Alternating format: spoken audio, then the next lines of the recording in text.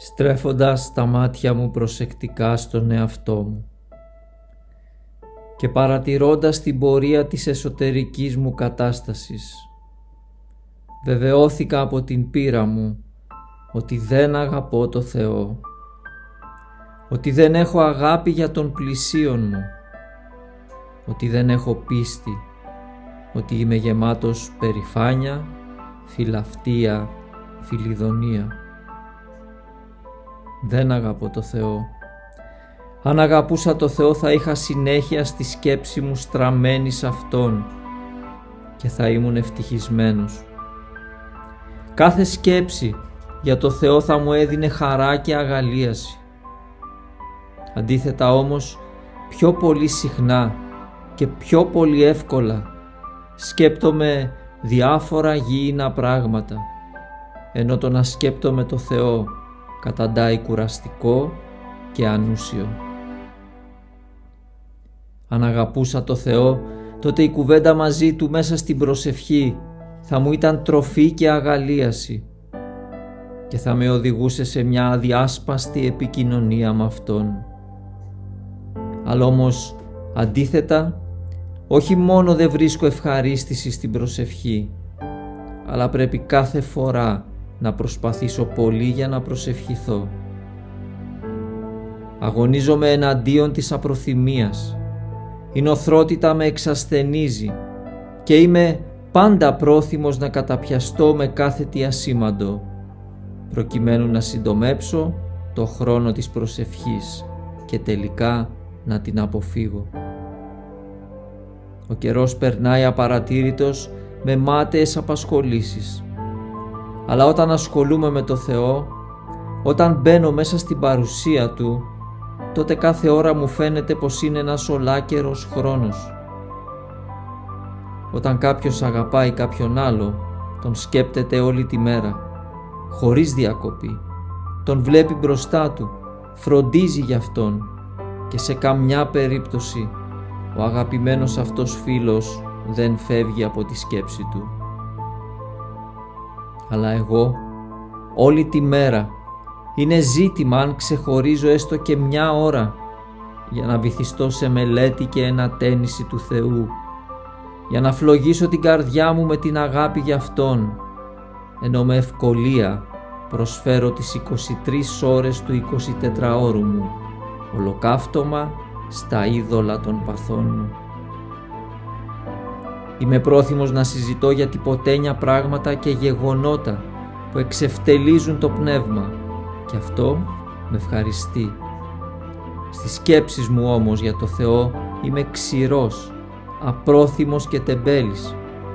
Ακόμα και όταν άθελά μου παρακινηθώ από άλλους σε πνευματική συζήτηση, προσπαθώ να στρέψω το θέμα σε κάτι άλλο που ευχαριστεί τις δικές μου επιθυμίες.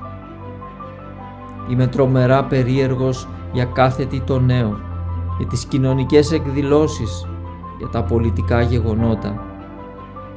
Συχνά αναζητώ την ικανοποίηση στην αγάπη της γνώσης, της επιστήμης και της τέχνης και στους τρόπους που θα αποκτήσω ευκολότερα τα αγαθά που επιθυμώ. Η μελέτη όμως του νόμου του Θεού, η γνώση Του δεν με εντυπωσιάζουν ούτε ικανοποιούν την πείνα και τη δίψα της ψυχής μου. Όλα αυτά τα θεωρώ όχι μόνο επουσιώδη, αλλά τα δέχομαι σαν κάτι τελείως δευτερεύον που θα μπορούσε ίσως να με απασχολήσει περιστασιακά στις ελεύθερες μου ώρες. Με λίγα λόγια, αν η αγάπη στο Θεό είναι η τήρηση των εντολών Του, όπως είπε ο Χριστός, εγώ όχι μόνο δεν τηρώ τις εντολές Του, αλλά ούτε και κάνω καμιά προσπάθεια να τις τηρήσω.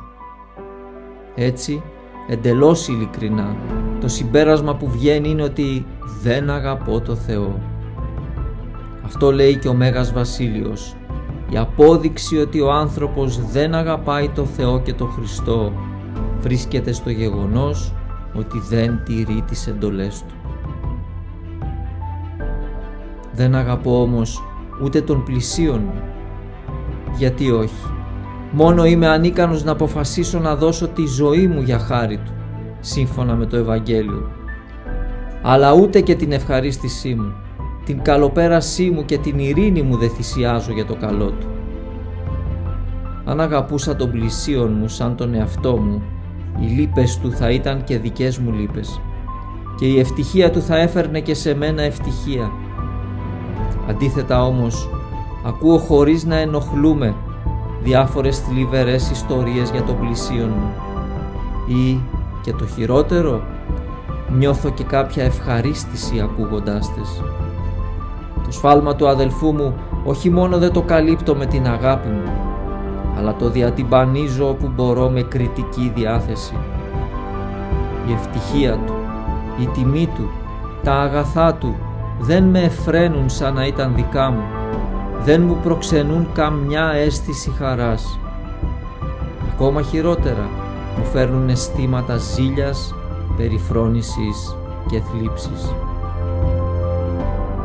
Δεν έχω πίστη. Δεν πιστεύω ούτε στην Αθανασία ούτε στο Ευαγγέλιο. Αν ήμουν εντελώς βέβαιος, αν πίστευα χωρίς αμφιβολία ότι πέρα από τον τάφο ανοίγεται η αιώνια ζωή, θα σκεπτόμουν συνέχεια αυτό. Η ιδέα της αθανασίας της ψυχής θα με τρομοκρατούσε κυριολεκτικά και θα ζούσα αυτή τη ζωή σαν ένας ξένος που είναι πάντα έτοιμος να φύγει για την πατρίδα του. Αντίθετα, ούτε εγώ σκέπτομαι την αιωνιότητα και θεωρώ το τέλος της επίγειας ζωής μου σαν το τέρμα της ανθρώπινης ύπαρξής μου. Μια κρυφή σκέψη φωλιάζει μέσα μου. Ποιος ξέρει τι γίνεται μετά το θάνατο? Αν πω ότι πιστεύω στην αθανασία, τότε μιλάω μόνο για το πώς σκέπτεται το μυαλό μου, ενώ η καρδιά μου πολύ απέχει από το να συμφωνεί σε κάτι τέτοιο. Αυτό καθαρά επιβεβαιώνεται από τις πράξεις μου και από τη συνεχή φροντίδα να ικανοποιώ τη ζωή των αισθήσεών μου. Αν η διδασκαλία του Ευαγγελίου είχε με πίστη ριζώσει στην καρδιά μου σαν λόγος του Θεού, τότε δεν θα έκανα τίποτε άλλο παρά να ασχολούμαι διαρκώς με αυτή, να τη μελετάω, να με τέρπει και να στρέφω την προσοχή μου σε αυτή με απέραντη αφοσίωση. Η σοφία, η ευσπλαχνία και η αγάπη που κρύβονται μέσα σε αυτή θα με οδηγούσαν στην ευτυχία. Θα έβρισκα βαθιά ικανοποίηση στη μελέτη του νόμου του Θεού, νύχτα μα και ημέρα. Σε αυτή τη μελέτη θα έβρισκα τροφή πνευματική, τον επιούσιο άρτο της ψυχής μου και η καρδιά μου θα ελκυόταν στην τήρηση του νόμου του.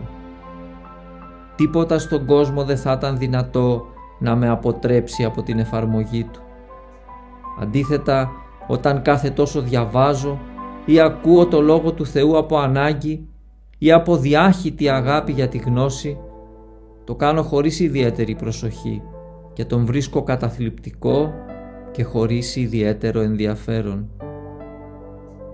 Συνήθως φτάνω στο τέλος της μελέτης μου χωρίς σπουδαία ωφέλεια και πάντα προθυμότατος να αλλάξω αυτή τη μελέτη με ελαφρά αναγνώσματα που με ευχαριστούν περισσότερο και βρίσκω καινούρια και ενδιαφέροντα πράγματα. Είμαι γεμάτος υπερηφάνεια, φιλαυτία και φιλιδονία. Όλες μου οι ενέργειες το βεβαιώνουν.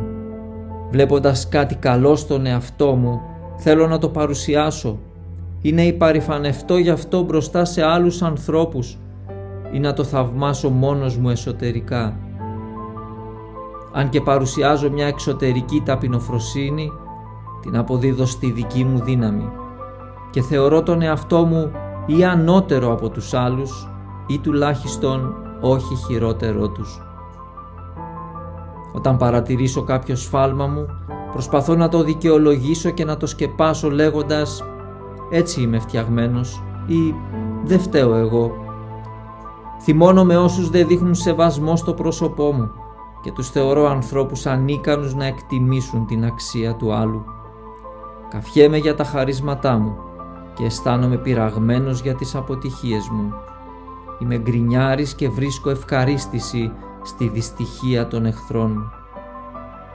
Όταν αγωνίζομαι για κάτι καλό, το κάνω με σκοπό να κερδίσω επένους ή για πνευματική αυτοικανοποίηση ή για πρόσκαιρη παρηγοριά.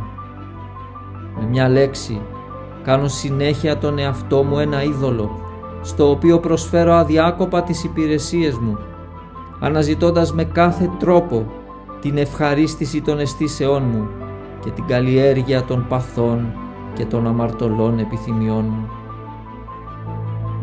Αναλογιζόμενος όλα αυτά, βλέπω τον εαυτό μου όλο υπερηφάνεια και σαρκικές επιθυμίες, άπιστο, χωρίς αγάπη για το Θεό και τον πλησίον και γεμάτο μίσος για κάθε τι που έχει βγει από τα χέρια του Δημιουργού. Ποια κατάσταση θα μπορούσε να είναι πιο αμαρτωλή από αυτή? Τα πνεύματα του σκότους θα πρέπει να βρίσκονται σε καλύτερη κατάσταση από τη δική μου, γιατί εκείνα, αν και δεν αγαπούν το Θεό, αν και μισούν τον άνθρωπο και ζουν μέσα στην υπερηφάνεια, τουλάχιστον πιστεύουν στο Θεό και φρύτουν. Εγώ όμως, μπορεί να υπάρξει κόλαση χειρότερη από αυτή που αντιμετωπίζω? Ποια τιμωρία θα ήταν αυστηρότερη από αυτή που θα μου δοθεί για την ανόητη και ανεύθυνη ζωή που αναγνωρίζω ότι ζω?